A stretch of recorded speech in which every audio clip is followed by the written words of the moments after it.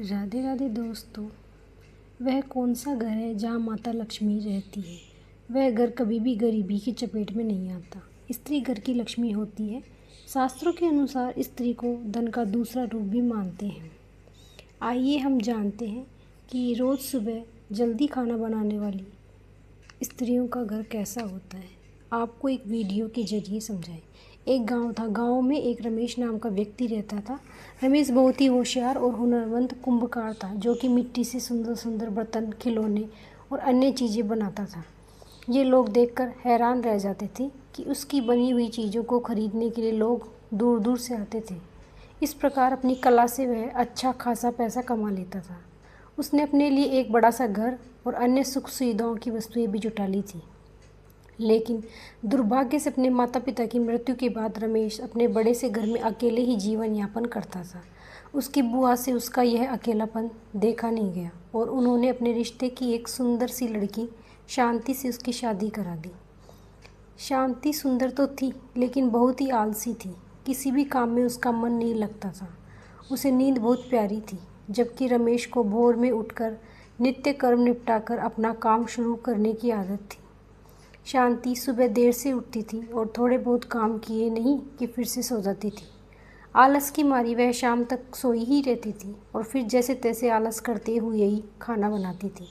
घर में ना तो पहले की तरह साफ सफाई थी और ना ही रमेश को समय पर खाना मिलता था। घर में कोई बड़ा भी नहीं था जो शांति को डांटता समझाता। शादी के कुछ महीनों तक तो रमेश ने सब बर्दाश्त किया, लेकिन अब उसे लगने लगा था कि इससे तो वह कुंवारा ही ठीक था। कम से कम समय पर काम पर चला जाता और घर में साफ सफाई रखता था। अपने हाथों से समय पर खाना बनाकर खाता था। यहाँ तक दोपहर होने तक खाना बनने का नाम ही नहीं होता था। अब उसे शांति के व्यवहार और आदतों से चिढ़ने लगी थी, लेकिन जैसे तैसे निभाना तो था ही, सो चुपचाप निभा रहा था। शांति को उसने प्यार से, डांट से, हर तरीके से समझाने की कोशिश की, लेकिन शांति तो सुधरने का नाम ही नहीं ले रही थी। धीरे धीरे रमेश के बर्दाश्त की सीमा खत्म हो रही थी। वह गुस्से में रहने लगा था। समय पर खाना न मिलने पर उसे अक्सर काम पर जाने में देरी हो जाती थी। कई बार तो वह भूखा ही चला जाता था। फिर दिन भर भूख के कारण वह चिड़चिड़ा रहता था। इन सभी बातों का बुरा असर उसके काम पर भी पड़ रहा था। उससे पहले की तरह काम नहीं हो पा रहा था। आमदनी कम होते होते इतनी कम हो गई कि उसका मुश्किल से गुजारा हो रहा था।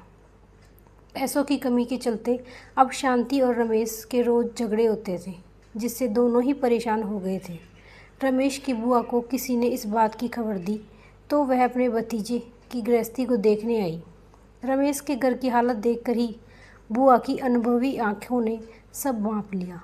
बुआ के सामने रमेश और शांति बहुत शर्मिंदा हो गए, क्योंकि पैसों की कमी से वे उनकी ढंग से आवभगत भी नहीं कर पा रहे थे। अकेले में शांति ने बुआ से रमेश की शिकायत कर दी कि वह उसका ध्यान नहीं रखता और लड़ता है, सो अलग। बुआ ने शांति की बात को ध्यान से सुना, हालांकि वह जानती थी कि गलती किसकी है। उन्होंने शांति को सही राह दिखाने की सोच ली। दूसरे ही दिन बुआ ने आराम से सो रही शांति को भोर में जगा दिया और उसे घर की साफ सफाई करने के लिए कहा। बुआ की डांट के डर से शांति बेमन से उठी और काम पर लग गई। बुआ ने भी शांति की मदद की, जिससे घर चमचमा उठा। अब बुआ ने शांति को जल्दी से नहा धोकर तैयार होने के लिए कहा। शांति उनकी इस बात को भी मना नहीं कर पाई और जल्दी से नहाकर आ गई। अब बुआ ने उसे भोग बनाकर भगवान की पूजा करने के लिए कहा।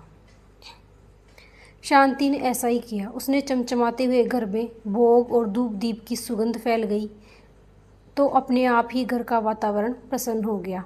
पूजा करने के बाद अब शांति को भी बहुत अच्छा लग रहा था। उसका सारा आलस पल भर में ही छूमंतर हो गया। वह प्रसन्न मन से जल्दी से खाना बनाने की तैयारी में जुट गई।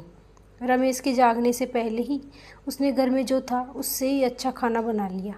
नित्य समय पर रमेश उठा तो घर की रौनक देखकर बहुत खुश हो गया। उसने भी जल्दी जल्दी नहाया और भगवान की पूजा की। रसोई से आ रही खाने की महक से उसने सोई हुई भूख जाग गई। जब शांति के चेहरे पर मुस्कुराहट लिए उसके सामने आई तो वह शांति के बदले व्यवहार से हैरान रह गया। उसने बुआ की तरफ देखा तो वह भी मुस्कुरा दी। रमेश सब समझ गया। उसने बहुत तसल्ली से खाना खाया और शांति को बड़े ही प्यार से देखा। रमेश की नज़रों में अपने लिए प्यार देखकर शांति को भी बहुत समझ में आ गया। उस दिन शादी के बाद पहली बार रमेश भरे पेट घर से खाना खाकर निकला था। अच्छे खाने के असर से दिन भर उसका काम में मन भी लगा रहा, जिससे उसकी दिन की अच्छी कमाई भी हुई। शाम को वह खुशी से घर लौटा। शांति को अब अपनी गलती का एहसास हो गया था। अब वह जैसे बुआ बताकर गई थी वैसा ही करती। सुबह जल्दी उठकर खाना बनाती। रमेश भी अपने काम पर भूखा नहीं गया। समय पर खाना खाने से उसका चिड़चिड़ापन दूर हो गया और वह पहले की तरह काम पर ध्यान देने लगा। उनके घर में फिर से सुख समृद्धि लौट आई। तो देखा दोस्तों आपने, केवल सुबह जल्दी खाना बन जाए तो उससे कितना फ़ायदा हो सकता है। इसलिए दोस्तों कहा जाता है कि रसोई घर में ही परिवार का भाग्य तय होता है। एक स्त्री ही अपने घर को कैसे रखती है, इसी पर पूरे परिवार की किस्मत टिकी हुई होती है। अगर स्त्री देर से जागती है तो देर से भोजन बनाती है तो इसका नकारात्मक प्रभाव उस घर में रहने वाले लोगों पर भी पड़ता है। घर की जितना स्वच्छ और सुंदर रखा जाता है उतनी ही घर में खुशहाली बढ़ती है। इसलिए महिलाओं को हमेशा अपने घर को स्वच्छ रखना चाहिए।